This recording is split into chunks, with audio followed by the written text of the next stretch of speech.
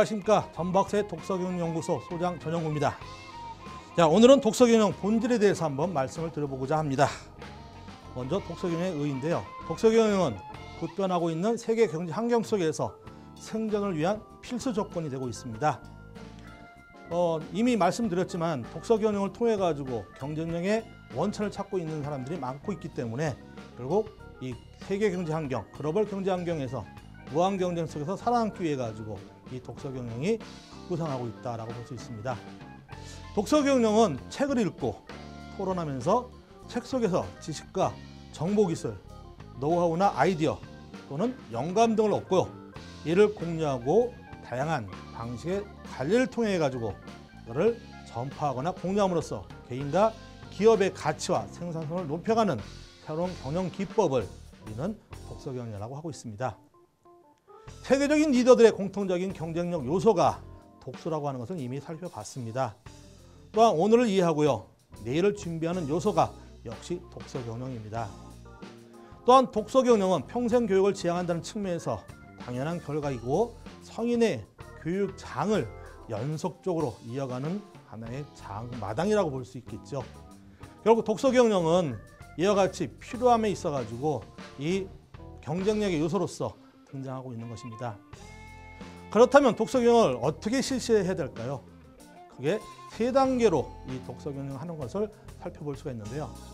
첫 번째 단계가 책 읽는 문화를 만드는 단계입니다. 즉 분위기를 조성하는 단계다라고 할 수가 있습니다. 여기에서는 일단은 독서 문화를 정착할 수 있는 그런 분위기가 만들어져야 됩니다.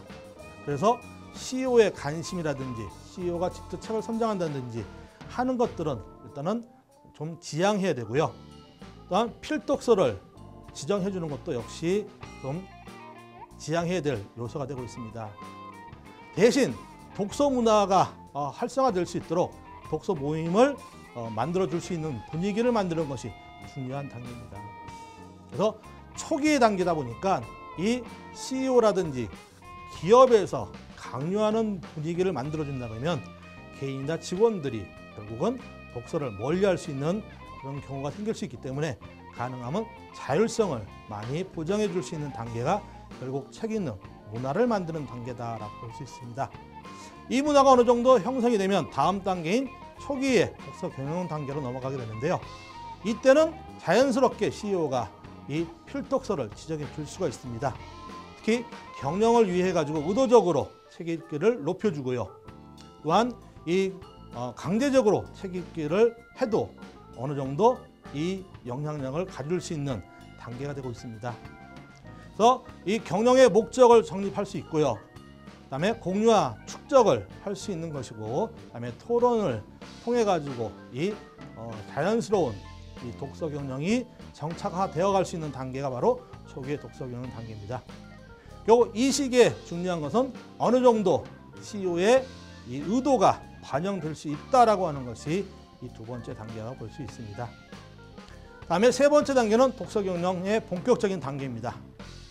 개인이 독서를 통해 가지고 끊임없이 이 지식을 받아들이고요. 그다음에 토론을 통해 가지고 수준을 높일 수 있는 그런 단계가 될 수 있습니다. 일단 토론을 통해 가지고 각자가 갖고 있는 정보를 공유하게 되고요. 이 공유된 정보를 시스템적으로 관리하는 것이 필요하게 되는데요. 결국 독서 경영을 하는 목적이 이런 데이터를 베이스화 시켜가지고 이거를 누구나 손쉽게 이용할 수 있게 만들어준다는 것이 됩니다. 결국 독서 경영의 마지막 단계인 2단계에서는 이 축적된 지식을 얼마나 잘 활용할 수 있느냐라고 하는 것이 관건이 되는데요.